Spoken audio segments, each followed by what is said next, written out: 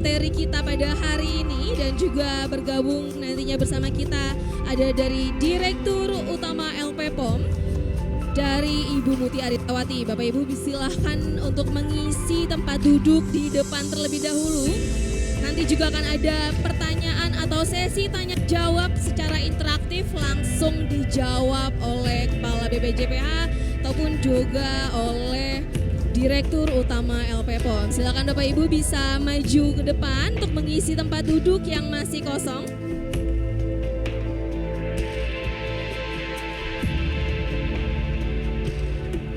Bapak Ibu yang di belakang mungkin suara saya terdengar atau tidak ya Bapak Ibu?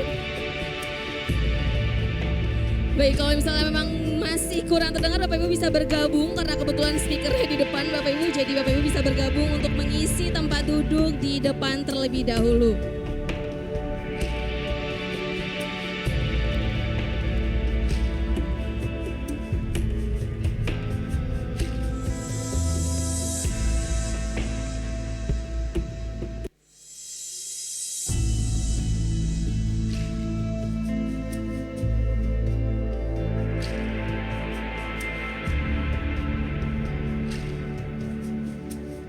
Sekali lagi saya mengundang Bapak Ibu yang belum, silakan bergabung bersama.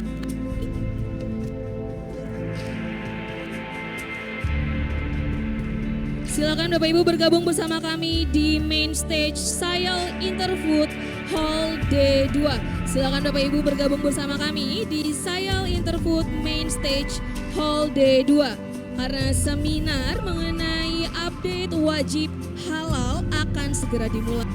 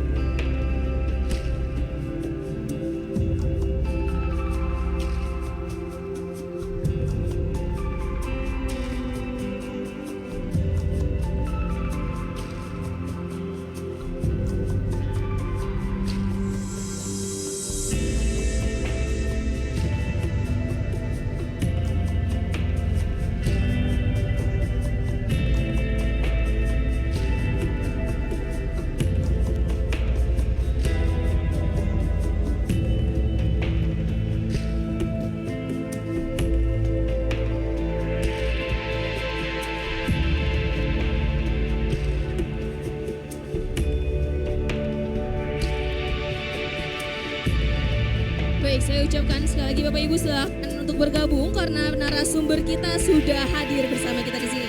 Saya akan memulai acaranya. Baik, bismillahirrahmanirrahim.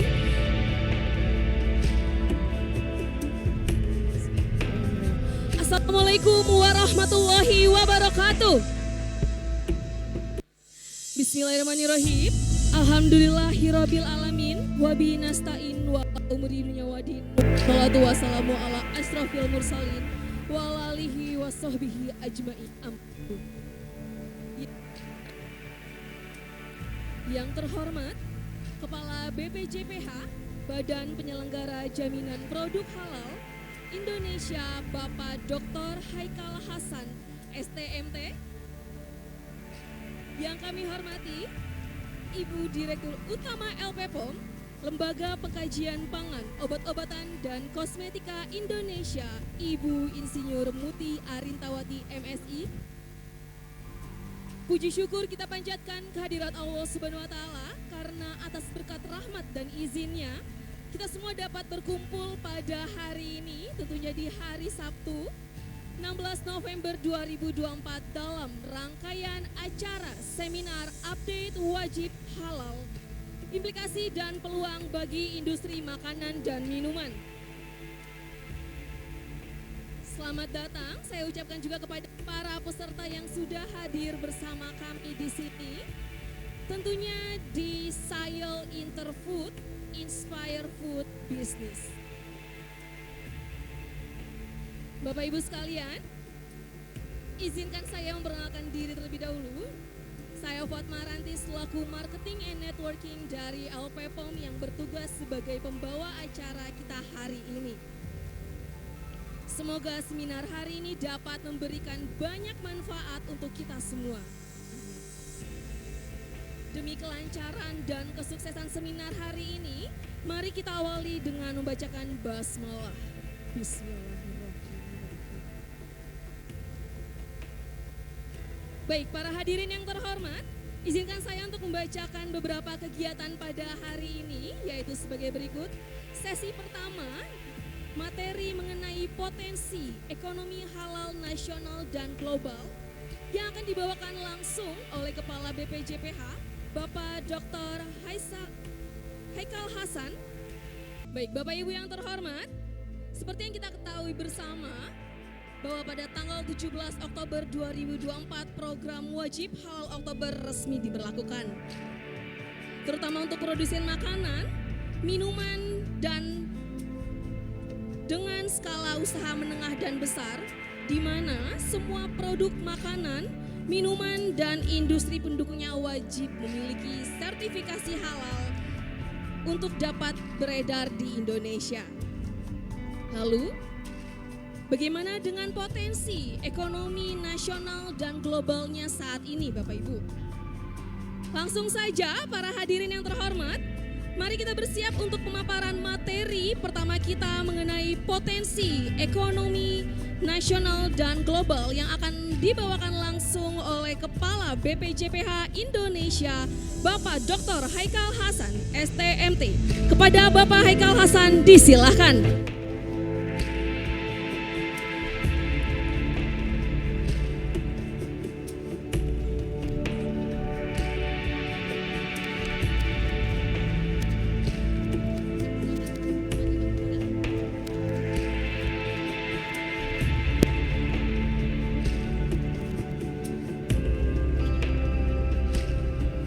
Bismillahirrahmanirrahim. Assalamualaikum warahmatullahi wabarakatuh. Innal hamdalillah wa syukurillah ala nikmatillah. Wassalatu wassalamu ala Rasulillah Sayyidina Muhammad bin Abdillah wa ala alihi wa sahbihi wa mawala amma ba'du. Sahabat sekalian,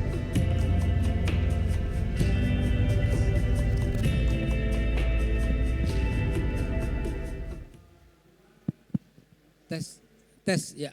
Sahabat sekalian yang saya hormati, wabil khusus Ibu Muti yang saya hormati, dan semua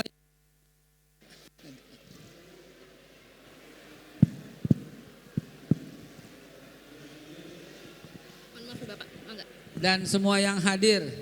Ini mic-nya kalau di tangan saya mati, kalau di tangan yang manis-manis hidup, gimana ya? Mic-nya tahu ini, begitu di tangan yang galak mati gitu ya. Di tangan yang manis hidup ya. Baik teman-teman sekalian yang saya hormati, yang saya muliakan. Ingin saya sampaikan lebih dulu bahwa supaya kita bersih pikirannya dari hal yang selama ini menurut saya keliru. Halal is not religion. Sampai di situ oke? Okay?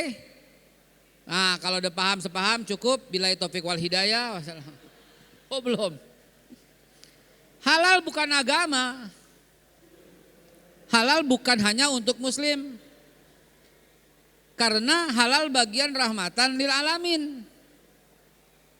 Halal itu untuk semua. Jadi saya mencantumkan tagline kita halal Indonesia untuk masyarakat dunia. Halal is not for Muslim society. Halal is not for Muslim as a religion. Halal is traceability. Halal is traceability. Halal is sustainability.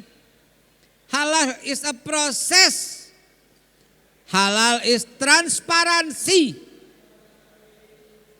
Halal bukan cuma sembelih kambing pakai bismillah, no bukan.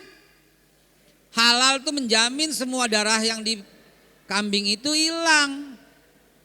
Halal itu menjamin bahwa kotoran yang ada di kambing itu dipisahkan. Dulu kita makan di restoran udah tersaji itu di piring kita.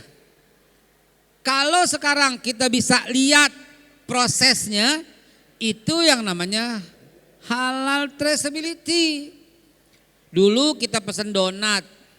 Donatnya kita ambil, udah jadi. Tapi ketika kita bisa lihat proses donatnya bikinnya, itu bagian daripada halal.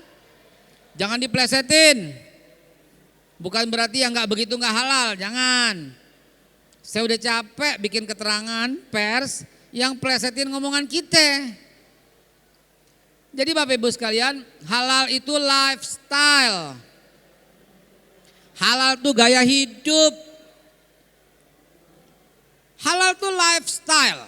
Catat baik-baik, halal is a lifestyle. Mau saya ceritakan satu kisah yang terjadi pada saya tahun 1992 waktu saya berangkat ke Perth untuk di WA University Western Australia. Ketika di pesawat, saya duduk di ekonomi, bukan di bisnis. Tapi tahu-tahu pramugarinya datang mencari bangku saya dan kemudian menyajikan makanan buat saya doang. Coba itu. Deg-degan gak? Yang lain gak dikasih. Ada apa nih, saya bingung aja. Tahu-tahu baru dia balik ke dapur dengan troli. Saya terpisah sama sekali, gak pakai troli. Baru pakai troli dia dorong dan dibagi satu persatu. Saya belum buka. Gue liatin aja makanannya apa nih gitu. Tahu apa yang terjadi? Makanan saya beda sama dia. Makanan saya di wrapping, makanan saya banyak ada menu-menunya, keren banget. Fresh dagingnya. Saya tanya sama itu pramugari. Saya tanya, why you serve me first then another passengers then the others? Kenapa kamu melayani saya pertama kali daripada penumpang-penumpang lain?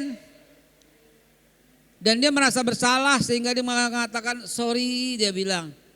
Because you are a special guest. Why? Because you are Muslim and the only you Muslim in this plane. So saya bilang, this is halal meat with special order for you. Bayangin, tahun 1992.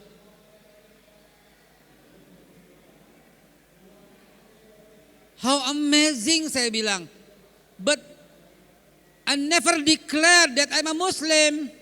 We know from your name, sir. Your name is Ahmad Haikal Hasan. So we guess you are a Muslim. Welcome to abroad. Welcome to Qantas. Gue sebut deh tuh. Padahal gak boleh ya. Ketelepasan, maaf. Welcome to Qantas, dia bilang. Kedua kali deh tuh. Inilah rahmatan lil alamin. Inilah cara Rasulullah yang diterima sama semua orang. Jadi halal itu bagian daripada dakwah untuk rahmatan lil alamin. Saudara-saudara kita yang beragama Kristen, Hindu, Protestan, Konghucu, Katolik akan lebih nyaman dengan cara-cara yang halal is for everybody. Halal is going back to green. Halal is going back to nature. Green is not color ya, green as concept ya. Halal is more health, more fresh, more clean. Halal is traceability. Halal is traceability. Halal is sustainability. Itu yang disampaikan dengan halal. Kemarin kami kedatangan delegasi dari Amerika. Dia mengatakan Indonesia is the more difficult than the others, dia bilang. Strictly. No, saya bilang. Ternyata ada halangan dalam memasukkan daging ke negara kita karena kami menemui proses yang tidak terlalu halal. Artinya proses yang gak pas lah begitu. Tahu Bapak Ibu sekalian? Saya bilang seperti yang saya bilang sekarang. Halal is not for Muslim society. Halal is not for only Muslim community. Halal is about yang tadi saya ceritakan, tak perlu saya ulang. Saya ceritain kalau ada hewan dimatikan, distunting, dipingsangkan kepalanya, jeder, itu enggak halal dalam pengertian halalan thayyiban. Enggak halal titik, Pak. Yang disuruh kita makan itu halal dan baik, itu enggak baik. Bagaimana proses baiknya? Lihat sunnahnya. Sunnahnya satu, harus direbahkan, harus dalam keadaan tenang, jangan bikin hewan stres, jangan dia lihat temannya lagi disembelih. That's halal. Halal itu disembelih, lehernya digantung agar keluar semua darahnya. Saya bilangin, halal itu pertama kali proses dibelah isi perutnya, dikeluarkan kotorannya, dikeluarkan ususnya, tempat segala macam penyakit, dikeluarkan hati, amplak, jantung, dikeluarin. Udah bersih, tinggal daging tanpa darah, that's a halal proses. Itu orang Amerika bengong aja. Lalu saya bukain lembaran-lembaran WHO, that's halal. Halal is now going back to nature, going back to green. Dia jabat tangan saya, dia thank you, dia akan review, dia akan semua. Ini yang sedang kami lakukan. Halal is not about for Muslim, halal for all of people in the world. So kalau begitu teman-teman sekalian, wake up.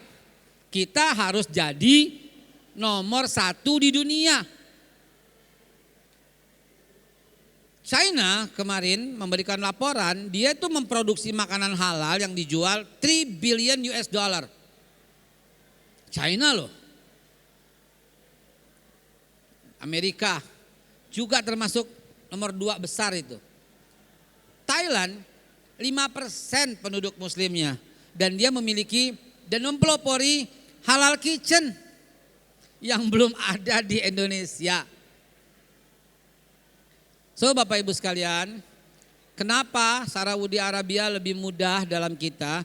Karena Saudi Arabia pork gak boleh masuk, alkohol gak boleh masuk.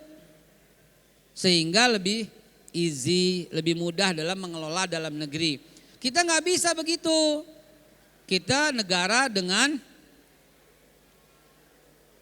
yang terdiri dari 13.000 pulau, 714 suku, 618 bahasa, 6 agama, berbagai kepercayaan, ribuan suku yang 13.000 pulau yang masing-masing punya kearifan lokal. Jadi ya perlu dijaga ketentraman. Yang makan pork ya boleh, yang jualan boleh juga. Jangan diplesetin, harus, nggak boleh, nggak bisa, boleh. Itu hak tiap orang dan dilindungi. Cuman kita minta dikasih keterangan mengandung pork, mengandung alkohol. Kalau nggak dicantumkan bahaya, ini bukan lagi ranah kita, namanya penipuan. Semudah itu dalam menerapkannya. Dan kita udah sosialisasi 50 tahun, saya nggak mengada-ngada. Karena tahun 1974 Presiden Soeharto sudah mencantumkan itu dalam industri kehalalan. Udah habis waktunya ya. Ya, tahun 74 belum diterapkan secara mandatori. 10 tahun Pak SBY menerapkan, belum mandatori. 10 tahun Pak Jokowi menyampaikan, belum mandatori. Nah, baru tanggal 17 Oktober 2024 itu pun untuk skala besar dan menengah wajib mencantumkan logo halal. So, teman-teman sekalian, wake up. Bersihkan pikiran kita dari cara-cara lama, gunakan cara-cara baru dalam memperkenalkan halal, karena halal itu adalah penting buat kesehatan dan saya tidak perlu mengulangi lagi, itulah halal yang saya maksud. Demikian sambutan. Ada yang mau bertanya sekarang atau nanti? Sekarang? Oke, terima kasih. Kalau kami persilakan lagi kepada MC. Baik, terima kasih Bapak Ahmad Haikal Hasan. Terima kasih atas sambutan yang sangat luar biasa. Bapak mau boleh mungkin kita habis ini materi dulu dari Ibu Muti ya Pak ya. Habis itu kita akan melakukan tanya jawab langsung interaktif setelah itu. Nanti kita duduk di depan bersama bareng-bareng Bapak.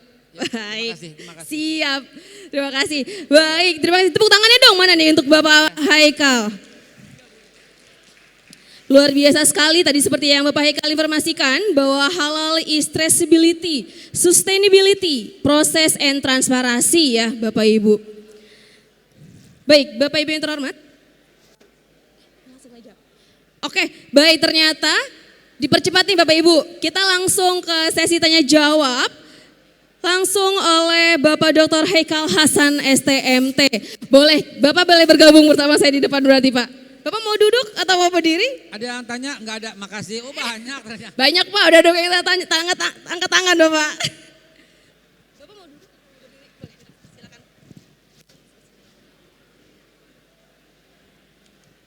Baik, Bapak Ibu sekalian. Boleh. Dipindah ke tengah aja.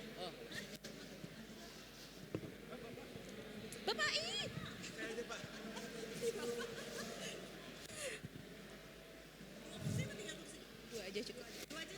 Dua aja cukup Mas. Baik, kita langsung akan, Pak, belum dipersilakan udah banyak yang angkat tangan. Baiklah, saya langsung aja juga kalau kayak gitu. Saya akan transferkan mic-nya. Bapak Ibu silakan apa yang ingin bertanya langsung kepada Bapak Haikal Hasan, saya persilakan. Boleh diangkat tangan terlebih dahulu, kita dari depan dulu ya Bapak Ibu ya. Baik, silakan Bapak bisa disebutkan nama, nanti bisa kenalan langsung dengan Bapak Haikal. Silakan. Bismillahirrahmanirrahim. Assalamualaikum warahmatullahi wabarakatuh. Selamat siang Bapak Ibu sekalian, terima kasih banyak atas kesempatannya. Saya Ahmad Subagio Pak, salah satu dosen dari Politeknik.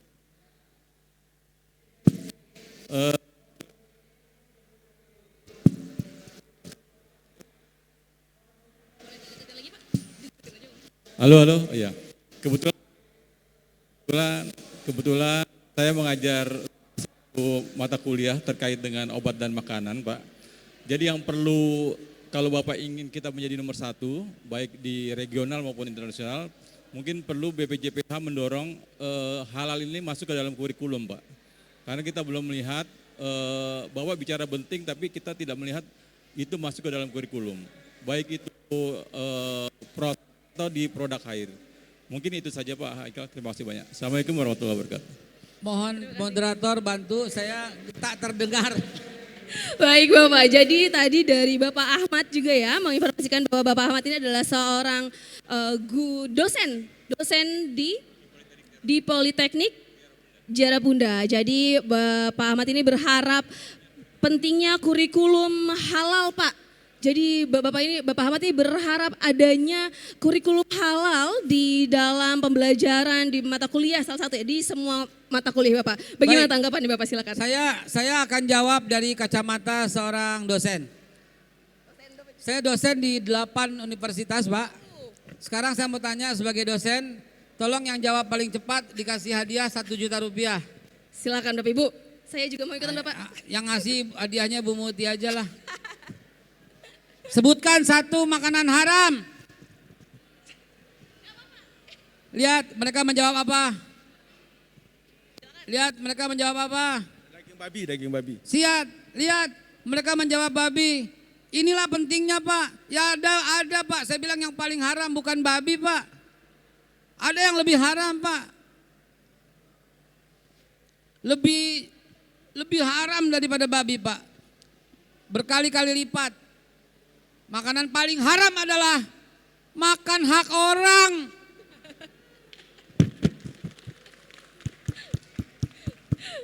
Betul sekali, makan hak orang ya Pak Michael. Jawabannya salah, nggak dapat 1 juta. Pak, kalau Anda makan babi, silahkan Anda sendiri yang rugi dengan kesehatan dan pelanggaran. Tapi kalau Anda makan hak orang, 270 juta rakyat Indonesia menderita. Jadi makanan paling haram, risol Bang Hasan, bayar 5, ngambil 7. Itu Pak, yang harus masuk pendidikan. Jadi keharaman itu ada haram lizatihi, bangke, darah, binatang yang disembelih tanpa nama Allah dan babi. Haram li ghairihi. Li ghairihi itu hak orang, transaksinya enggak jelas, ada komisi, ada korupsi, ada nepotisme, itu haram, enggak halal Pak. Nah itu contohnya Pak, ya. Nanti Pak kita perbaiki bangsa ini pelan-pelan. Bapak tahu berapa miliar US dollar per tahun hilang dari bangsa ini? 71 miliar US dollar dari judi online. 68 miliar US dollar dari kebocoran. 36 miliar US dollar dari gabungan dari mineral, tambang dan sebagainya itu gabungan. Total berapa ratus miliar US dollar hilang per tahun cuma dari beresin yang begini-gini Pak. Maka halal now is lifestyle. And dengan halal kita bangun Indonesia baru lebih keren, lebih halal baik li zatihi maupun li ghairihi. Terima kasih. Assalamualaikum warahmatullahi wabarakatuh. Waalaikumsalam warahmatullahi wabarakatuh. Baik, terima kasih Bapak Haikal untuk jawaban yang luar biasa ya Bapak tentunya. Baik, masih boleh ada masih ada 1 atau 2 pertanyaan lagi mungkin ya Bapak? Bagaimana boleh? Langsung aja diangkat tangan yang ingin bertanya. Ibu Boleh. lebih dulu. Oh Ibu lebih dulu. Oke baik silakan Ibu. Assalamualaikum warahmatullahi wabarakatuh. Waktu. Iya Pak, terima kasih kesempatannya Pak. Mungkin ini terkait karena saya, Coba lebih dekat Bu, nggak dengar ya, saya. kebetulan saya mewakili asosiasi Pak, Mewakili asosiasi mana? Asosiasi Flavor Fragrance Indonesia. Ya. Ya, pertanyaan saya mungkin agak sedikit, ya nggak apa-apa. Jadi gini Pak, untuk konsultasi terkait teknis, mungkin teknis sehari-hari, mungkin kita ada PTSP Pak di BPJPH. Yang saya tanyakan untuk konsultasi terkait dengan kebijakan misalnya atau hal-hal yang bersifat teknis tapi tidak yang sehari-hari, apakah BPJPH punya satu channel atau satu seperti customer service atau apa sehingga industri bisa menyampaikan pertanyaan atau usulan sehingga lebih mudah kita mendapatkan informasi untuk kesiapan kita menghadapi wajib halal yang akan datang ini Pak. Tolong diterjemahkan. Baik Bapak, jadi pertanyaannya adalah Ibu dari Asosiasi Flavor Fragrance Bapak. Dan Ibu ini berharap ya Ibu ada nggak sih wadah konsultasi dari BPJPH sehingga dari asosiasi maupun dari masyarakat luas itu bisa leluasa Bapak untuk bertanya jawab seperti itu. Baik, jawabannya adalah silahkan datang setiap hari jam 8 sampai 11. Kemana Bapak Di pertanyaannya? kantor BPJPH, biar gampang, kantor Badan Halal, seberang Terminal Pinang Ranti Bu, Jalan Raya Pondok Gede Bu. Ya, Jalan Raya Pondok Gede, seberang Pinang Ranti, sebelah asrama haji Bu. Ya, 8 sampai 11. Baik, terima kasih Bapak Eka untuk jawabannya. Ibu jadi bisa langsung datang ya Ibu ya ke kantor BPJPH. Betul seperti itu ya Bapak ya. Baik, silakan. Oke, tentunya Bapak masih mau tanya jawab atau gimana nih Pak? Satu lagi boleh? Panitia, satu lagi. Satu lagi boleh? Panitianya boleh Pak, tim Bapak nih boleh apa enggak? Gimana? Bapak boleh satu pertanyaan lagi? Satu lagi. Satu lagi boleh, masih dikasih satu lagi. Boleh langsung angkat tangan aja Bapak Ibu. Boleh ya Pak? Yang belakang itu. Yang paling belakangnya Bapak mohon maaf. Tadi Bapak udah menjawab soalnya. Baik silakan. Ya, Assalamualaikum Be. Waalaikumsalam. Gak apa-apa manggil Babe ya. Alhamdulillah. Ini mau nanya, kan kalau halal ini kan sebenarnya nyambungnya halalan toiban ya, Be. Nah ini bagaimana dari BPJPH ini kadang ada yang sudah halal tapi ternyata nggak toib nih, dari mulai dapurnya ternyata berantakan dan lain sebagainya. Bahan-bahannya sih halal tapi ternyata prosesnya itu nggak bersih gitu. Itu gimana dari apakah termasuk Baik. di... Itulah kami memerlukan mitra sebanyak-banyaknya. Mitra ini akan menjadi satria-satria halal, petugas-petugas halal yang mempromosikan makanan sehat. Bukan cuma halal, tapi halalan thayyiban seperti yang antum bilang tadi barusan. Saya udah contohkan tadi soal penyembelihan hewan. Kalau dibilang halal apa tidak, yang saya katakan halal, tapi thayyib apa tidak? Tidak thayyib. Kami bekerja sama dengan yang hari ini dengan Ibu Muti, LP POM yang mengawasi, mengontrol, memberikan masukan sebagai mitra utama kami nih. Ya, mitra utama kami Bu Unti ini. Ya. Nah, beliau memiliki anggota-anggota di bawah yang memeriksa. Yang masuk ke dapur orang tuh bukan kami Pak, tapi beliau. Ya, kami mengontrol dari atas untuk melihat dan menyaksikan hasil laporan-laporan yang tersaji. Pelaku usaha akan menghubungi kami dan kemudian kami akan merekomendasikan, salah satunya adalah LP POM, untuk melihat lebih dekat. Lalu kemudian MUI mengeluarkan fatwa, lalu dikembalikan dan seterusnya. Bapak lihat prosesnya di sihalal.go.id. Sekaligus sebagai penutup, kami sedang kembangkan super apps halal. Di sana Anda bisa melihat semua produk halal di Indonesia. Ketika ada di luar negeri atau dalam negeri, Anda bisa search tempat yang sudah halal. Di sana ada semua makanan, nama restoran, produk-produk yang halal. Di sana link dengan si halal, Anda akan masuk dan minta, saya mau proses masuk. Self declare, gratis untuk mendapatkan sertifikasi halal dengan jadwal-jadwal tertentu. 1 juta pelaku usaha daftar tuh Pak, namanya program Sehati, sertifikat halal gratis.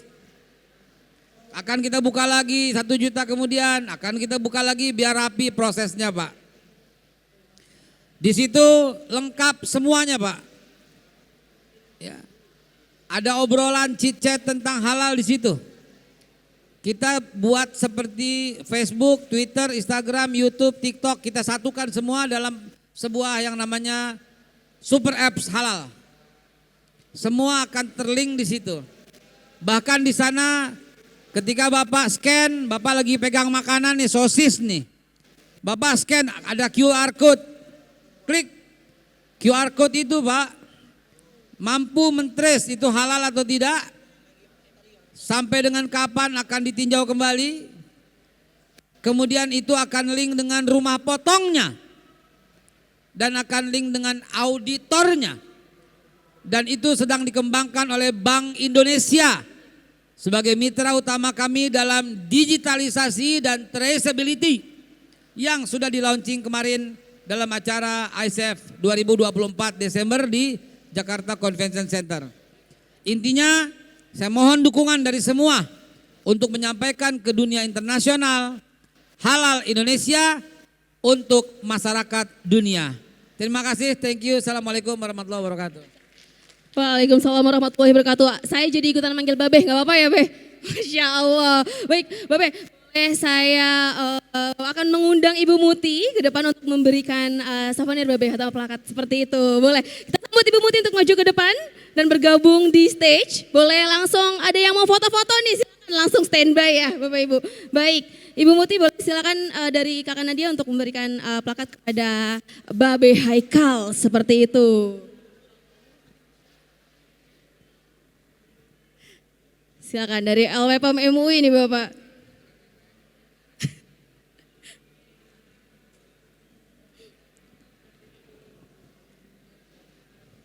Boleh melihat ke depan Bapak, kamera sudah standby.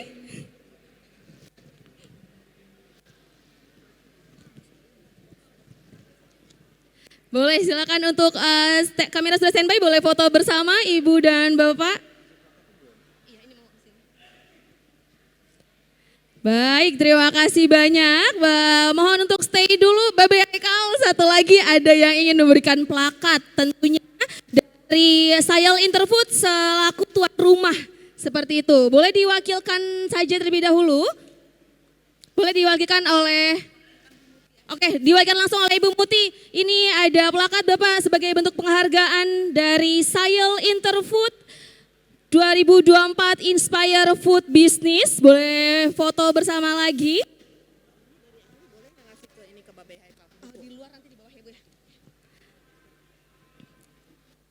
Baik, luar biasa, alhamdulillah. Terima kasih banyak Babe Haikal. Boleh silakan, boleh dari kembali mungkin ke tempat duduknya. Terima kasih banyak kepada Babe Haikal, Bapak Ibu yang hadir di sini. Tentunya kita masih ada acara selanjutnya, yaitu akan ada pemaparan materi ya Bapak Ibu ya, dari Direktur Utama LPPOM, Lembaga Pengkajian Pangan, Obat-obatan dan Kosmetika Indonesia.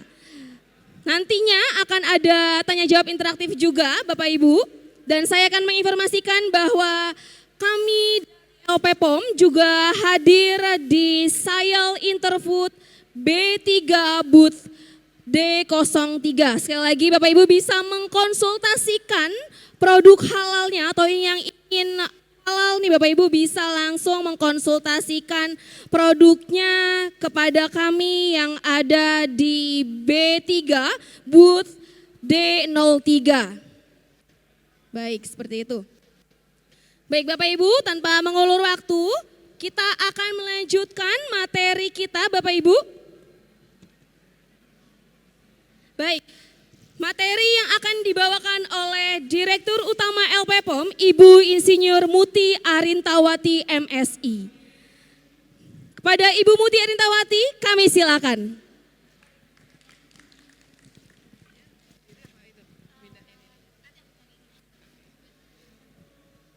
Baik, bismillahirrahmanirrahim. Assalamualaikum warahmatullahi wabarakatuh. Apakah suara saya cukup jelas? Dari tadi bermasalah terus kelihatannya ini ya, mic-nya mudah-mudahan tidak bermasalah. Alhamdulillah, wassalatu wassalamu ala rasulillah, wala haula wala quwata illa billah, wa ba'du. Selamat siang Bapak dan Ibu sekalian, partisipan dari acara seminar kita pada hari ini.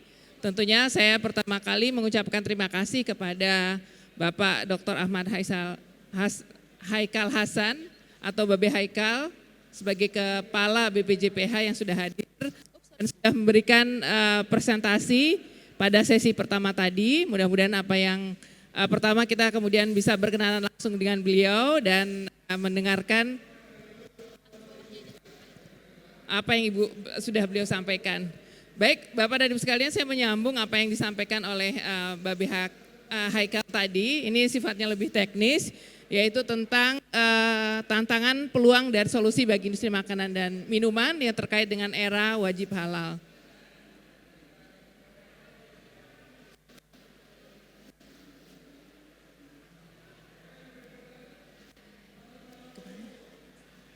Arahnya kemana?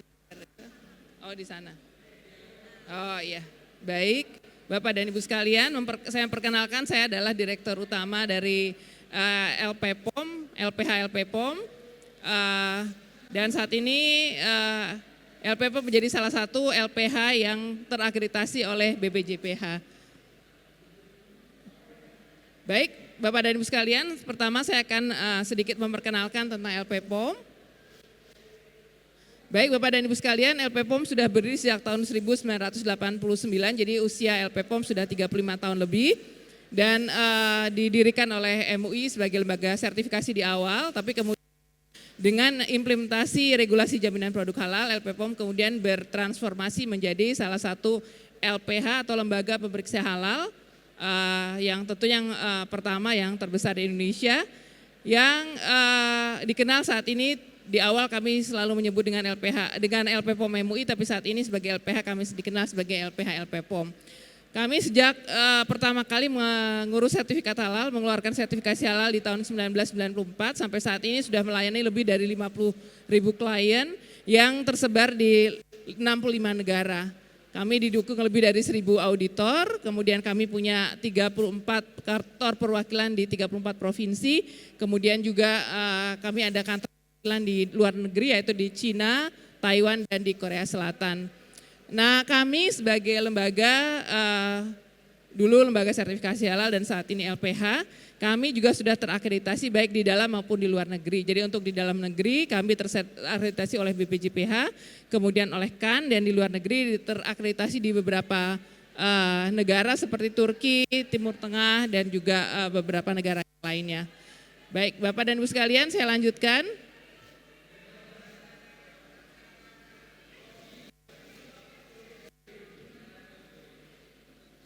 Kelihatannya nggak berfungsi ya ini, mungkin bisa saya dibantu saja untuk next.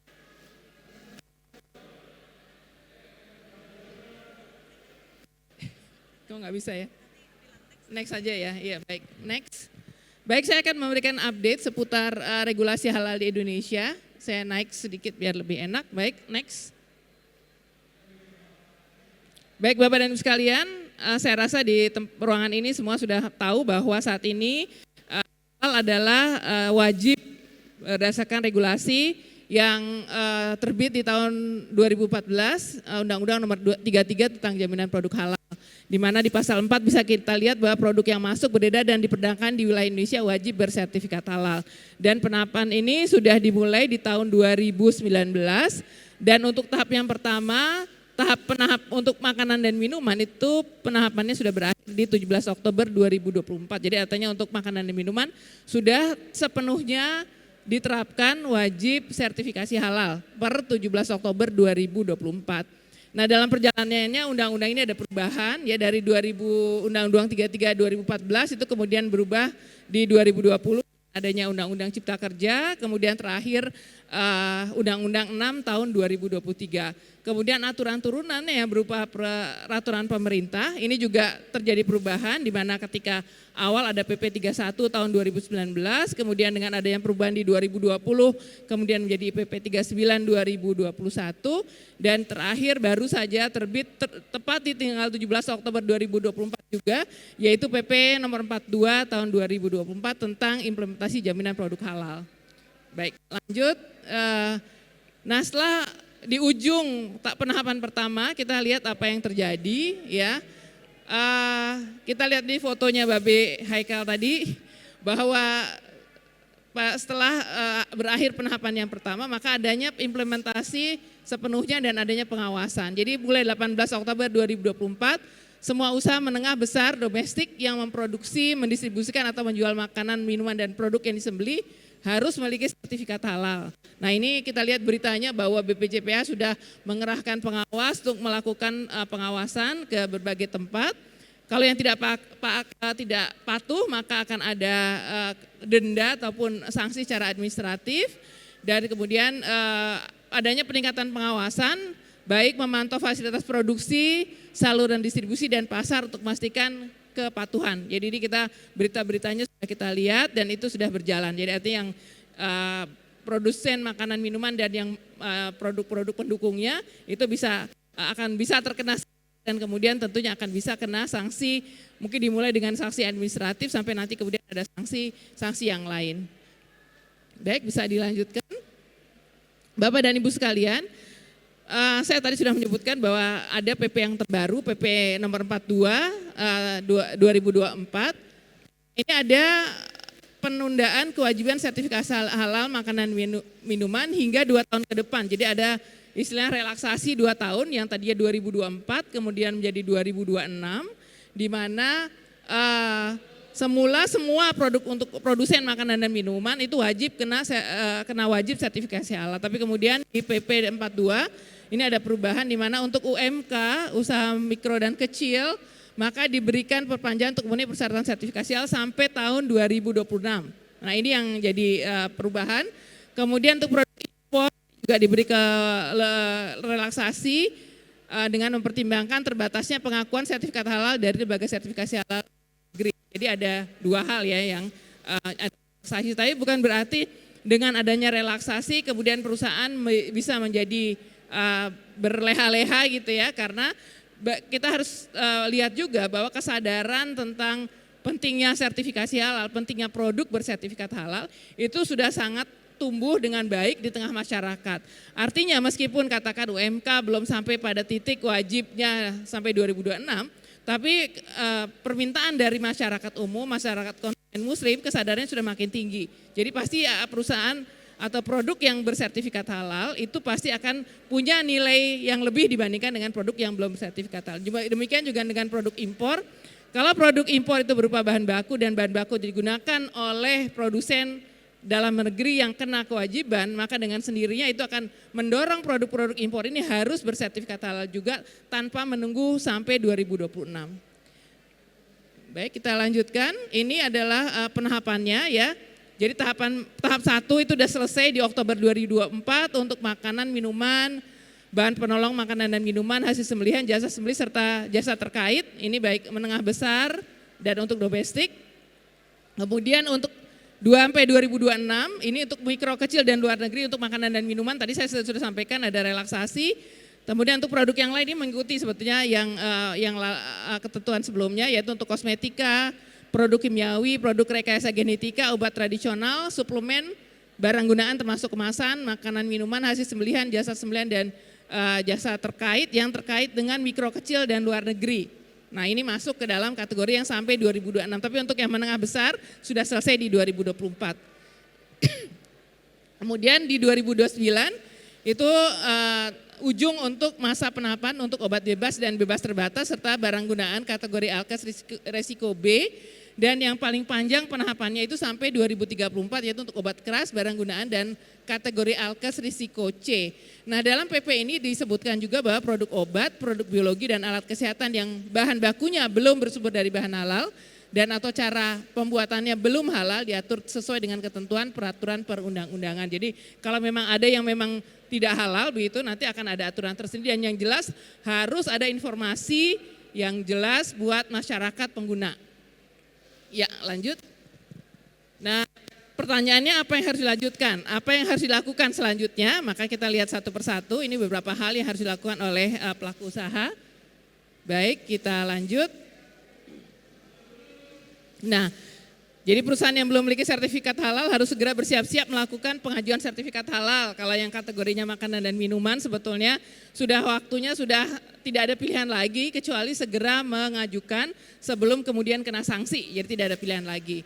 Next.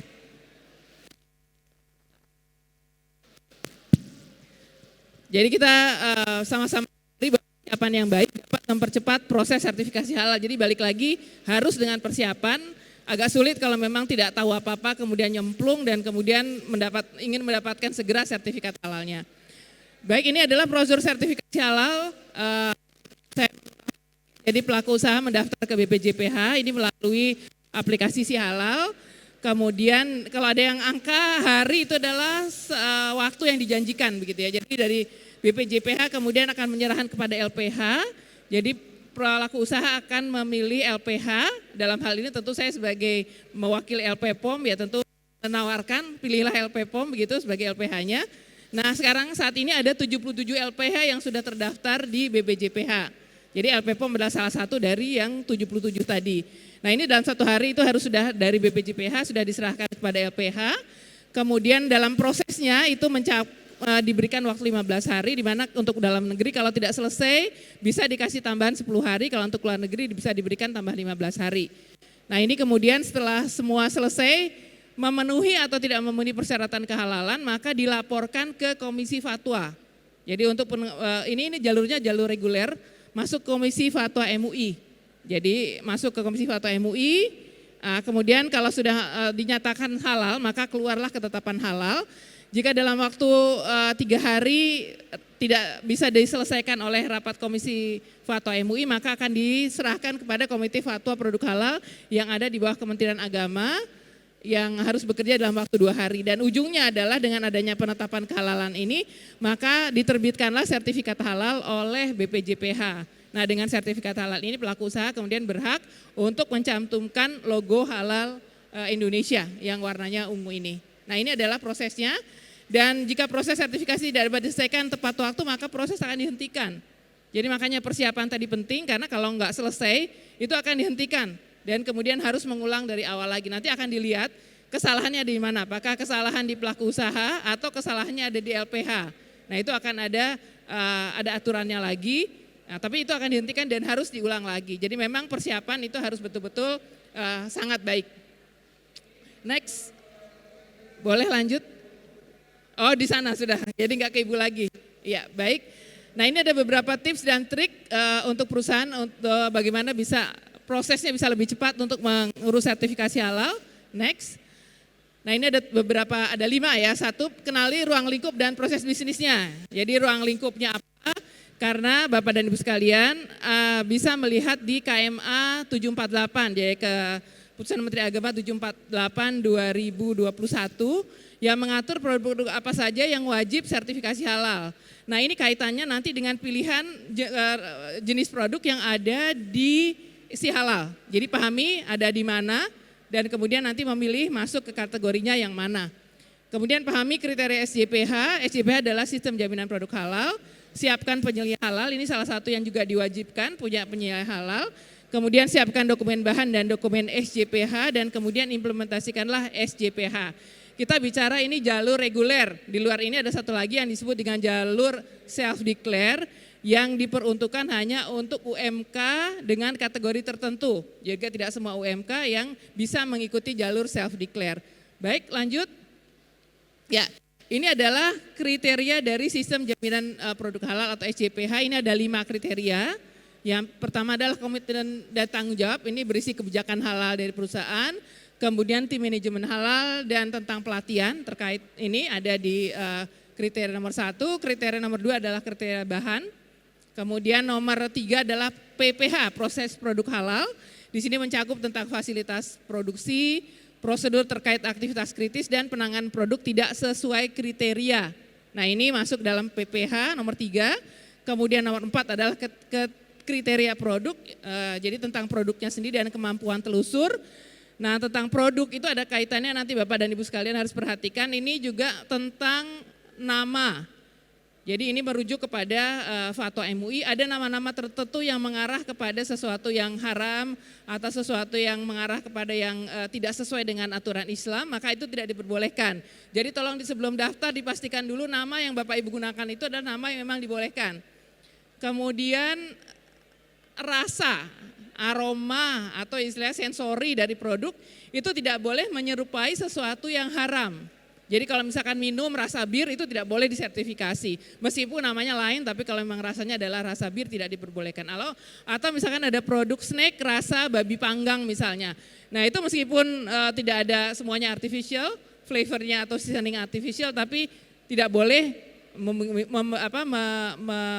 produk yang punya rasa yang menyerupai sesuatu yang haram itu tidak bisa disertifikasi. Jadi untuk produk jadi tadi nama, kemudian sensorinya atau rasa, aroma, dan yang ketiga adalah bentuk. Jadi bentuk jadi perhatian juga, ada bentuk-bentuk yang tidak diperbolehkan karena memang menyerupai sesuatu yang atau mengimitasi sesuatu yang diharamkan. Misalnya bikin permen tapi bentuknya babi misalnya ya. Nah, itu nggak boleh karena memang ya jelas babi itu diharamkan dan tidak boleh produknya mengikuti sesuatu yang diharamkan. Nah, kemudian terakhir adalah pemantauan dan evaluasi, ini mencakup audit internal dan kaji ulang manajemen. Baik, kita lanjutkan. Next. Ya, ini tahapan menyiapkan dokumen SJPH. Maka ini Bapak dan Ibu dari pelaku usaha harus menyiapkan dokumen yang mencakup 5 kriteria SJPH sesuai ruang lingkup perusahaannya. Ini dari BPJPH sebetulnya sudah disediakan model-model template begitu ya yang bisa diikuti, nanti bisa dimodifikasi sesuai dengan kebutuhan perusahaan. Kemudian mencerminkan proses bisnis perusahaan, jadi jangan sampai perusahaan-perusahaan jasa tapi kemudian SCPH-nya SCPH produk misalnya, itu nggak boleh. Kemudian terpisah dari manual sistem lainnya, tidak digabung dengan meskipun perusahaannya kemudian menerapkan juga misalkan sistem yang lain, maka itu tidak dibolehkan untuk digabung. Menggambarkan alur kerja atau petunjuk dalam menjalani aktivitas dan boleh diintegrasikan sistem yang lain. Jadi manualnya terpisah tapi dalam pelaksanaannya bisa diintegrasikan dengan sistem yang lain. Baik, next. Nah, ini ada beberapa hal penting yang perlu diperhatikan dalam persiapan sertifikasi halal karena ini yang akan banyak yang menyebabkan kegagalan begitu dalam proses sertifikasi halal atau membuat proses menjadi lebih lama. Yaitu yang terkait dengan dokumen pendukung bahan. Ini menjadi penting sekali sehingga perlu ada identifikasi bahan yang menjadi bahan yang kritis dan bahan yang tidak kritis. Kalau kita merefer kepada aturan yang ada ya ke PP itu maka disebut di situ hanya diminta produk yang tidak kritis itu tidak perlu dokumen, kemudian produk yang kritis itu diminta untuk memiliki dokumen berupa sertifikat halal. Nah, ini yang saya sampai tadi memeriksa apakah nama, bentuk, dan kemasan produk sesuai dengan Fatwa MUI nomor 44 tahun 2020 dan memenuhi kriteria SCPH. Nah, ini sempat ramai kan Bapak dan Ibu sekalian belum lama yang kaitannya dengan nama-nama yang terkait dengan wine, bir, tuyul, dan sebagainya. Nah, ini harus diperhatikan juga jangan sampai menggunakan nama-nama seperti itu. Kemudian masalah fasilitas ini juga jadi penting karena bisa sering juga menjadi kendala. Jadi fasilitas ini mencakup bangunan, ruangan, mesin dan peralatan utama serta peralatan pembantu yang digunakan untuk menangani, menyimpan dan mendistribusikan produk itu semua lingkupnya fasilitas. Kemudian untuk outlet, untuk restoran, kemudian untuk retailer juga mungkin ini saya rasa bukan TUK ya tapi tools ya. Tools untuk retailer juga harus didaftarkan atau dicantumkan dalam aplikasi sertifikasi. Kemudian fasilitas yang kontak dengan bahan produk harus bebas dari bahan non halal, maksudnya dari segala macam najis dan tidak non halal atau tidak pernah kontak dengan bahan non halal. Artinya memang diusahakan untuk bisa memiliki fasilitas yang dedicated atau khusus untuk memproduksi produk halal. Lanjut. Ya, ini berikutnya adalah tantangan dan solusi sertifikasi halal. Baik, kita lanjutkan. Ya, pertama tentunya tantangannya adalah bagaimana memperoleh informasi yang tepat terkait persyaratan sesuai proses bisnis perusahaan. Nah, karena kalau mendapatkan informasi yang tidak tepat, nah nanti kan jalannya juga jadi salah begitu. Jadi dia untuk awalnya kemudian peroleh akses informasi yang mudah untuk memenuhi sertifikasi halal. Kemudian memilih lembaga pemeriksa halal yang handal dan terpercaya, ini tentu menjadi kunci juga begitu. Dan terakhir mendapatkan bimbingan dan pendampingan selama sertifikasi halal. Ini adalah tantangan bagaimana untuk mendapatkan ini semua. Next, ini kemudian ini adalah beberapa solusi yang bisa kami tawarkan dari pengalaman kami LPPOM. Maka yang pertama adalah membangun awareness dengan mengikuti berbagai diskusi dan pelatihan untuk memahami persyaratan sertifikasi halal. Jadi di internal perusahaan sendiri perlu sekali ada awareness-nya, kesadaran, kemudian menyiapkan adanya penjelia halal muslim yang terlatih dan tersertifikasi kompetensi untuk memastikan standar halal tetap terjaga. Ini menjadi persyaratan juga, tidak boleh tidak. Kalau tidak punya maka pendaftarannya atau registrasinya akan ditolak. Kemudian identifikasi produk dan bahan, membuat daftar seluruh produk dan bahan, memastikan seluruh bahan baku diperoleh dari pemasok yang persyaratan halal. Kemudian melakukan gap analysis dengan SCPH, jadi persyaratannya apa? Jadi meninjau seluruh kegiatan produksi, penyimpanan, pengemasan dan distribusi sesuai dengan sistem jaminan produk halal SCPH. Jadi diidentifikasi semua. Kemudian kalau ternyata memang ditemukan adanya gap yang harus dipenuhi, maka tentunya diperlukan adanya modifikasi proses produksi. Jadi baik melalui prosedur, pelatihan, pemisahan jalur produksi dan penyediaan peralatan khusus untuk memenuhi aturan SCPH ini diperlukan. Nah, kemudian perlu ada kolaborasi dengan BPJPH dan LPH dalam hal ini tentu ya saya mewakili LPPOM. Jadi kita saling menjaga komunikasi untuk mendapatkan informasi terkini terkait regulasi halal dan proses sertifikasi halal. Dan segera mendaftarkan sertifikasi halal ke Si Halal BPJPH. Nah, untuk pelaksanaan ini LPPOM punya beberapa program yang akan membantu. Next. membantu Bapak dan Ibu sekalian. Baik, bisa diklik satu-satu ya. Kami punya kegiatan-kegiatan webinar pengenalan sertifikasi halal Bapak dan Ibu. Jika ingin tahu lebih detail bisa ikut, kami punya sekurangnya kami punya sebulan sekali kelas webinar jadi secara online. Kemudian berikutnya ada kelas intensif untuk persiapan dokumen. Jadi kalau memang betul-betul sudah serius, kami punya kelas intensif persiapan dokumen. Kemudian berikutnya next, kami punya saluran komunikasi yang eksklusif. Jadi Bapak dan Ibu sekalian, kami punya petugas-petugas yang akan memberikan informasi kepada Bapak dan Ibu sekalian, dan kami punya yang disebut dengan halal partner, yaitu petugas yang memang diberikan atau diberi tanggung jawab untuk memberikan pelayanan kepada pelaku usaha yang menjadi klien LP POM. Baik, ini adalah layanan LP POM selain sebagai LPH, kami juga punya laboratorium LP POM MUI yang memberikan pelayanan terhadap berbagai kebutuhan perusahaan. Jadi kami memang awalnya adalah hanya untuk halal, mula-mulanya seperti itu, karena kami sudah terakreditasi sejak tahun 2016, tetapi kemudian kami kembangkan juga untuk uji-uji yang lain. Jadi untuk halal itu yang terkait dengan foresight detection, kemudian juga untuk uji tembus air. Nah di luar itu kami juga melakukan memberikan pelayanan juga untuk uji-uji yang terkait dengan safety dan quality untuk produk dan juga raw material, baik dari sisi keamanan obat, kemudian kosmetik, dan tentunya pangan. Bapak dan Ibu sekalian bisa menghubungi kami juga untuk pelayanan laboratorium. Selanjutnya, next. Ya, ini ada ilustrasi proses sertifikasi halal Bapak dan Ibu sekalian, next. Nah ini sebagai contoh saja, kita lihat ya di sini ada profil perusahaan, yaitu perusahaan XYZ, produsen makanan ringan terkenal yang berfokus pada pasar domestik dan ekspor ya. Produk utamanya camilan sehat yang berbahan dasar gandum dan kacang-kacangan. Ini adalah gambaran tentang profil perusahaannya. Nah ini tantangan awalnya adalah kerumitan bahan baku. Kenapa? Karena perusahaan memiliki rantai pasokan yang luas dengan banyak bahan baku yang berasal dari berbagai pemasok di dalam dan luar negeri, sehingga untuk traceability-nya cukup sulit. Kemudian ada penyesuaian proses produksi, jadi berarti perusahaan harus mencari dokumen pendukung untuk memastikan bahwa bahan yang digunakan itu memang memenuhi persyaratan kehalalan. Kemudian proses produksi awalnya digabung dengan produk non halal, perlu dipisahkan agar memenuhi standar halal. Ini tadi diidentifikasi ternyata ada sharing facility, sehingga untuk didaftarkan tentunya harus ada pemisahan, dan kalau memang sudah pernah digunakan untuk produk yang mengandung babi, maka harus ada proses pensucian fasilitas tersebut.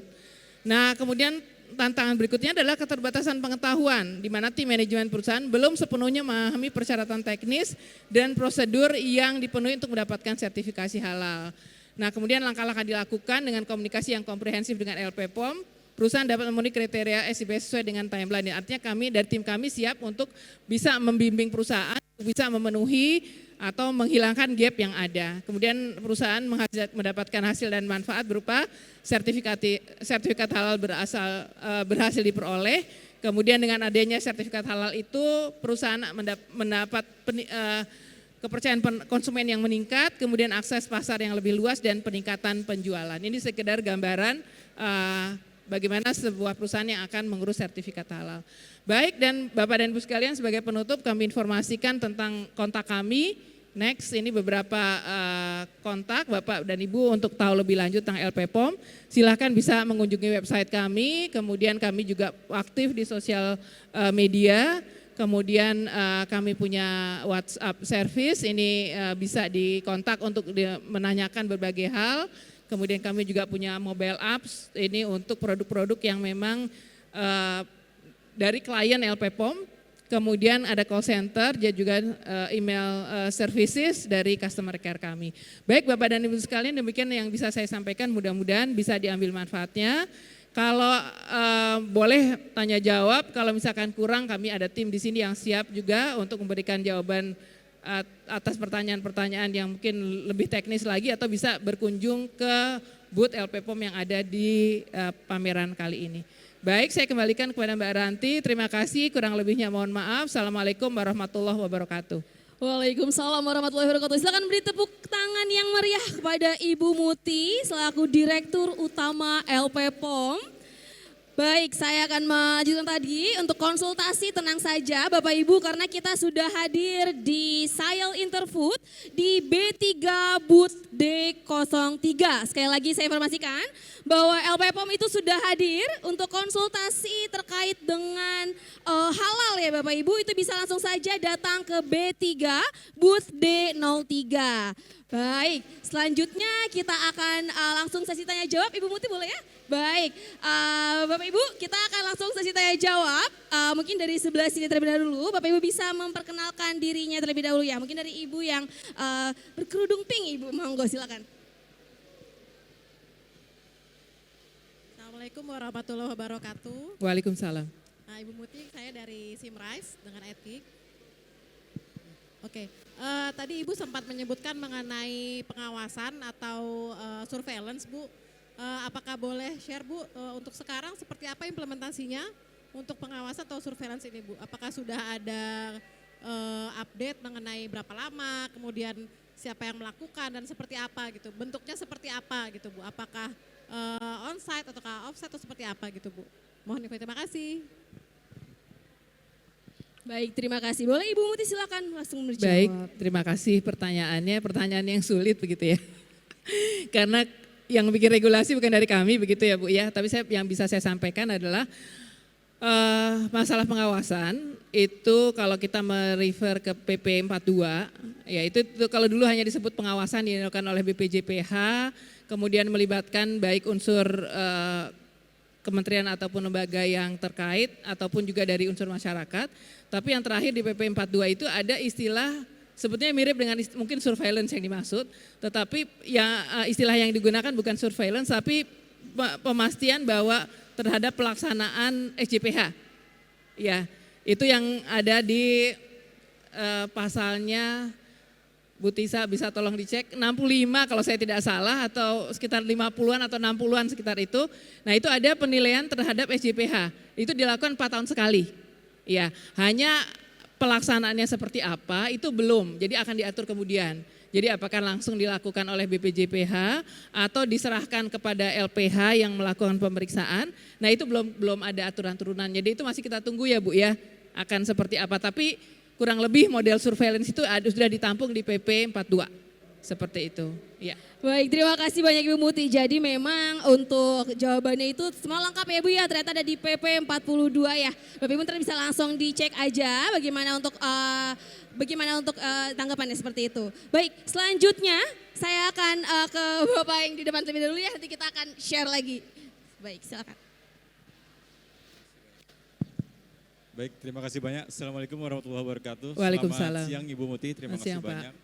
Ada satu permintaan dari saya Bu dan 2 pertanyaan. Yang pertama, apakah berkenan saya meminta slide presentasinya untuk bahan perkuliahan dan lain-lain.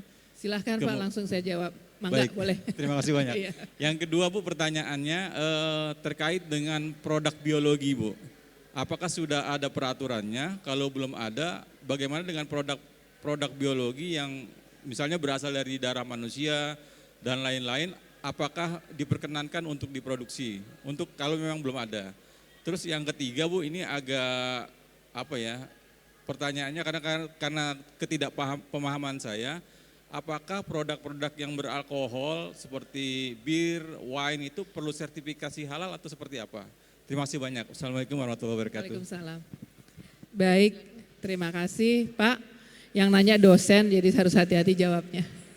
Karena langsung dinilai biasanya Pak ya.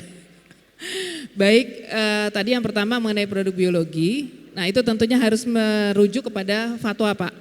Jadi boleh tidaknya itu tidak ditentukan oleh regulasi, tetapi regulasi itu akan menerapkan sesuai dengan fatwa. Ya, jadi kita ada beberapa fatwa terkait produk biologi yang sudah ada, begitu ya. Misalkan fatwa tentang stem cell mungkin bisa dikategorikan ke situ ya Pak ya. Kemudian tentang produk rekayasa genetika itu sudah ada fatwanya juga. Ada penggunaan bagian dari darah untuk pengobatan itu juga sudah ada. Nanti Bapak boleh cek di websitenya MUI atau juga di websitenya LP POM. Di situ ada fatwa-fatwa, kumpulan fatwa dan bisa dilihat fatwa apa saja yang terkait. Nah kalau kembali lagi ke PP 42 itu saya kembali mohon maaf saya belum hafal pasalnya tapi saya ingat isinya bahwa standar halal itu memang merefer kepada fatwa MUI itu jelas disebutkan di situ. Nah jadi ada memang yang memang kayak seperti penggunaan darah manusia. Nah itu secara umum fatwanya ada bahwa tidak boleh memanfaatkan bagian dari manusia. Itu untuk produk misalnya penggunaan plasenta misalnya itu udah jelas tidak boleh Pak. Jadi untuk baik untuk kosmetik ataupun untuk obat itu tidak diperbolehkan. Tapi plasenta dari hewan itu diperbolehkan. Nah jadi nanti refernya ke fatwa. Ya. Baik, yang kedua tentang alkohol ya, produk-produk alkohol. Nggak perlu Pak, jadi kalau sudah jelas produknya haram, itu justru nanti ada aturan tentang bagaimana penandaan untuk produk yang haram. Ada aturannya Pak, ya. Jadi yang perlu disertifikasi itu yang memang jelas dia memang ditujukannya adalah untuk produk halal, tapi kalau produk yang memang jelas-jelas dia produk haram ya tidak perlu Pak. Iya, cuma kalau kita ada yang abu-abu mungkin Pak, itu yang agak sulit ya Pak menentukan mana apakah dia haram atau tidak. Nah ini tetap harus diperiksa juga kan Pak sebetulnya. Iya, jadi kalau untuk yang haram diperbolehkan dengan penandaan khusus. Ya, mudah-mudahan cukup ya Pak ya, dan mudah-mudahan nilai saya 100 gitu Pak. Langsung dinilai oleh dosen Ya. Ibu Muti. Baik, terima kasih atas jawabannya Baik, Ibu silakan Muti. Mbak Ranti ya. Terima kasih banyak atas jawabannya Ibu Muti. Bapak juga sudah setuju dengan jawabannya ya Pak ya. Jadi terkait tadi dengan fatwa itu kita juga ada informasinya tentunya dari website kita juga Bapak dari halalmui.org. Itu bisa dicek aja nanti di situ ada beberapa fatwa yang mungkin bisa dijadikan rujukan fatwa dari MUI seperti itu. Baik, ada lagi pertanyaannya mungkin boleh saya lanjut ke belakang terlebih dahulu ya. Ke Bapak silakan. Assalamualaikum warahmatullahi wabarakatuh. Waalaikumsalam. Saya Sahrul Bu dari PT Pentana Mitra Namasena. Perusahaan kami itu merupakan perusahaan konsultan. Jadi saya memang mau bertanya beberapa hal. Yang pertama itu terkait dengan kategori kriteria penyelia halal Bu. Yang tadi kan memang di slide Ibu ini menyatakan penyelia halal itu harus beragama Islam, kemudian harus memiliki sertifikat pelatihan dan juga sertifikat kompetensi. Di mana di sini di perusahaan kami itu sebenarnya sebagai konsultan itu sudah punya semuanya seperti itu. Nah pertanyaan saya, apakah konsultan itu bisa sebagai penyelia halal di perusahaan lain untuk klien kami? Dan apakah satu orang itu bisa menjadi penyelia halal di beberapa perusahaan? Kemudian pertanyaan saya yang kedua terkait dengan program dari MUI, yaitu adalah LPPOM, penandaan kelas intensif untuk persiapan dokumen. Itu kelasnya seperti apa ya Bu? Apakah bisa dijelaskan? Terima kasih. Ya baik, tadi yang pertama itu soal boleh tidaknya penyelia halal ya. Penyelia halal itu yang penting dia memang ditunjuk oleh perusahaan. Ya, jadi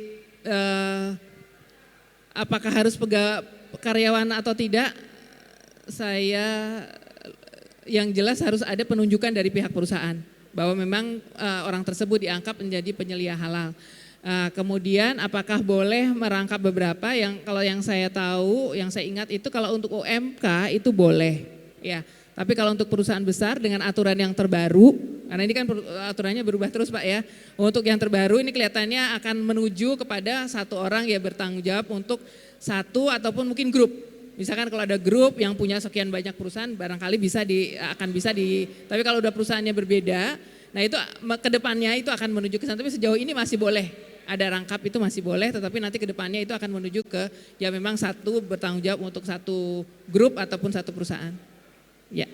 Nah kedua mengenai kelas pengenalan, nah itu mungkin nanti bisa kontak dengan Mas di belakang, Mas Iben. Nah ini yang di belakang nanti bisa langsung kontak saja ya untuk bisa menanyakan lebih detail programnya seperti apa, cara pendaftaran dan sebagainya. Nanti silakan Mas Iben silakan berdiri. Ini nanti kalau ada saya perkenalkan, nah nanti bisa kontak-kontakan langsung atau dengan MC Mbak Ranti juga boleh. Kayaknya Bapak lebih senang dengan Mbak Ranti pasti. Baik, cukup ya. Ya. Baik, terima kasih Ibu Muti. Jadi jangan khawatir Bapak Ibu karena kita juga di sini ada booth di B3, booth D03. Jadi Bapak Ibu bisa mengkonsultasikan produknya terkait dengan halal atau ingin bertanya dengan LPPOM, itu bisa banget langsung aja nanti datang ke B3, booth D03. Itu kita bisa langsung konsultasi karena hari ini hari terakhir ya Bapak Ibu kebetulan di Sayal Interfood ini. Seperti itu. ada lagi mungkin kita masih ada waktu sih, masih ada nih yang ingin bertanya yang di depan lagi ya, boleh silakan Ibu untuk pertanyaannya. Baik, cek. Bismillahirrahmanirrahim. Assalamualaikum warahmatullahi wabarakatuh. Waalaikumsalam. Salam kenal Bu Muti, terima kasih atas kesempatannya. Saya Galuh Ayu, seorang pegiat halal juga. Jadi ada 2 pertanyaan yang mau saya tanyakan. Yang pertama terkait dengan tadi ada perubahan PP 42 2024 yang terkait dengan usaha menengah dan juga atas. Itu tuh sudah berkewajiban untuk halal. Pertanyaan saya untuk makanan minuman ya, itu kan pasti akan melibatkan logistik ya Bu ya. Apakah logistik yang terlibat di dalamnya juga wajib memiliki sertifikat halal? Yang kedua, saya kurang paham ya, untuk di LPPOM sendiri apakah juga mensertifikasi UMKM yang berdagang di pinggir jalan gitu ya. Sependek yang saya pahami bahwa halal itu kan produknya harus bahannya yang halal serta juga proses dan juga fasilitasnya terjamin tidak ada kontaminasi. Nah itu bagaimana cross checknya gitu apabila pelaku usaha tersebut menjual produknya itu seperti di pinggir jalan gitu Bu. Nah itu bagaimana atau ada informasi terkait itu. Terima kasih atas kesempatannya. Baik, terima kasih Mbak. Jadi pertanyaan pertama tentang wajib halal makanan dan minuman, itu tidak hanya makanan minuman yang siap dikonsumsi langsung, tetapi juga termasuk pendukungnya dalam hal ini seperti bahan bakunya, karena otomatis akan memproduksi makanan minum yang halal kan pasti bahan bakunya juga harus bersertifikat halal. Itu seiring begitu ya. Kemudian jasa penyembelihan karena memang juga produk hewan itu kan kaitannya dengan proses penyembelihannya, itu juga kena. Nah termasuk juga jasa pendukung lainnya itu adalah termasuk jasa logistik. Ya, jadi jasa logistik yang memang kontak langsung dengan produk makanan dan minuman. Ya, jadi jangan kemudian diperluas misalkan dengan logistik tapi yang lain-lain begitu ya. Ini yang kaitannya karena ini tahapannya makanan dan minuman, maka tentu produk jasa logistik yang terkait langsung dengan makanan dan minuman. Dan yang harus termasuk juga di situ misalkan jasa penjualan ya. Kemudian kalau kita bicara tentang penggilingan bakso misalnya, ya penggilingan daging itu menjadi kena juga. Karena kalau bagaimana kita memproduksi bakso yang halal, kalau dagingnya tadi kan jasa penyembelihan, kemudian ternyata digiling oleh pihak ketiga. Nah kalau nggak diatur juga, nggak tersertifikasi juga jasanya, maka kita tidak bisa mendapatkan bakso yang jelas bisa dijamin kehalalannya. Ini kan satu rantai begitu, rantai pasok yang memang saling berkaitan. Kira-kira seperti itu, dan hanya perlu dipahami bahwa seperti misalkan jasa logistik, ya jasanya yang disertifikasi bukan kemudian transporter truknya yang harus halal. Itu kadang-kadang masih orang berpendapat bahwa truknya yang halal itu adalah truknya, padahal bukan. Nah, tapi jasanya bagaimana penanganan terhadap produk dan sebagainya itu yang harus disertifikasi. Itu pertanyaan pertama. Pertanyaan kedua soal UMK yang ada di pinggir jalan. Kalau merujuk kembali kepada peraturan yang ada, itu semua produk yang dijual, didistribusikan, begitu yang beredar itu harus sertifikasi halal. Nah produk-produk yang di pinggir jalan itu kategorinya kan masuk ke UMK. Ya, jadi kalau UMK ini tadi dari sisi kewajibannya masih ada relaksasi sampai 2026 dan kemudian dari sisi jalurnya itu jalur bukan reguler tapi masuk ke jalur proses sertifikasinya dari yang self declare. Ya. Nah ini yang memang jadi satu tantangan begitu ya, karena seperti ketahui halalan toiban, halal dan baik itu kan jadi seperti mata uang ya yang tidak bisa saling satu sama lain tidak bisa dipisahkan, sehingga ini memang kalau kita bicara yang penjual di pinggir jalan ya kaitannya juga kita harus mengedukasi sekaligus dari sisi toibnya. Ya supaya memang dapat sertifikat halal, tidak hanya dari sisi halal bahannya tapi juga kita bisa pastikan keamanannya. Itu PR kita bareng-bareng Mbak. Jadi kalau ditanya sudah sukses atau belum masih jauh begitu ya. Itu menjadi PR bersama, bahkan kalau dari sisi seperti banyak kasus tentang belum lama saja misalkan latiau. Ya kemarin kan lagi rame latiau. Itu kan makanan yang adanya anak-anak sehari-hari ya di depan sekolah dasar pun banyak yang jual. Ternyata kan dari sisi toyibnya ternyata dari Badan POM kemudian memberikan informasi ternyata itu tidak toyib. Nah ini kan PR bersama. Jadi dari semua stakeholder seharusnya punya memang perhatian yang sama bagaimana kita terus mengembangkan edukasi tidak hanya sekedar halal dalam artian memenuhi kriteria halal dalam Islam tapi diperluas begitu halal itu halalan toyiban. Jadi bareng-bareng kita ya Mbak ya. Baik, makasih. Baik, terima kasih banyak Ibu Muti untuk jawabannya dan juga tentunya sisi tanya jawab kita akan berakhir di sini Ibu. Nah, seperti karena waktunya sudah Ya, agak baik. dipanggil ini. Tapi tenang saja Bapak Ibu, kalau masih ada yang mau stay di sini, kita masih bisa sesi tanya jawab dengan saya tentunya dari LPPOM juga atau dari Mas Iben. Tadi kita masih ada waktu Bapak Ibu. Nanti kita bisa langsung sesi interaktif one by one aja langsung ya. Baik, Ibu Muti sekali lagi kami ucapkan terima kasih banyak kepada Ibu Muti atas pemaparan materi yang sangat luar biasa tentang tips ya Bapak Ibu tadi tentang semua bagaimana dan solusinya seperti apa sih tentang dengan proses sertifikasi halal ini. Baik Ibu Muti saya ucapkan terima kasih. Ibu Muti boleh kembali ke beri tepuk Bapak tangan yang Danisha, meriah terima kasih. pada Ibu Muti.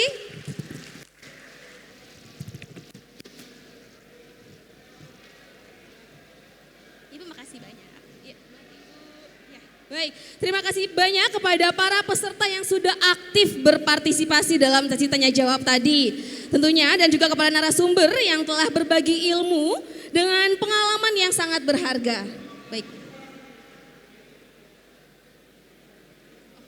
Baik, kalau begitu sebelum kita mengakhiri sesi ini, kita akan pemberian plakat terlebih dahulu kepada Ibu Muti karena saya baru diinformasiin Bu. Boleh Ibu boleh bergabung ke depan, mungkin teman-teman yang ingin berfoto boleh langsung standby. Ada perwakilan dari Krista Media dari Ibu Tita untuk memberikan plakat. Silakan Ibu Tita. Plakat penghargaan sebagai bentuk apresiasi atas kontribusi yang luar biasa pada hari ini. Silakan untuk difoto.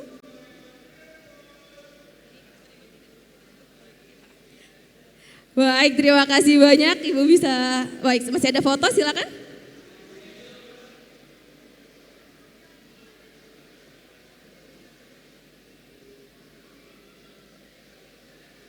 Baik, Ibu Tita selaku dari Krista Media tuan rumah ya Ibu ya. Terima kasih banyak, kita mengucapkan juga. Baik Bapak Ibu sekalian, jangan khawatir kita masih di sini tentunya walaupun acara akan berakhir, tetapi kita masih di sini untuk one on one ya Ibu untuk menjawab pertanyaan dari Bapak Ibu semuanya. Bapak Ibu, marilah kita tutup acara ini dengan mengucapkan hamdalah sebagai ungkapan rasa syukur atas kelancaran kegiatan pada hari ini. Alhamdulillahirrabbilalamin. Baik Bapak Ibu, sebagai penutup, izinkan saya memberikan sedikit pantun Bapak Ibu. Berlayar perahu ke Pulau Seribu sambil membawa tikar pandan. Terima kasih kepada Bapak Ibu atas kehadiran dan partisipasi yang berkesan. Wabillahi taufiq wal hidayah. Wassalamualaikum warahmatullahi wabarakatuh.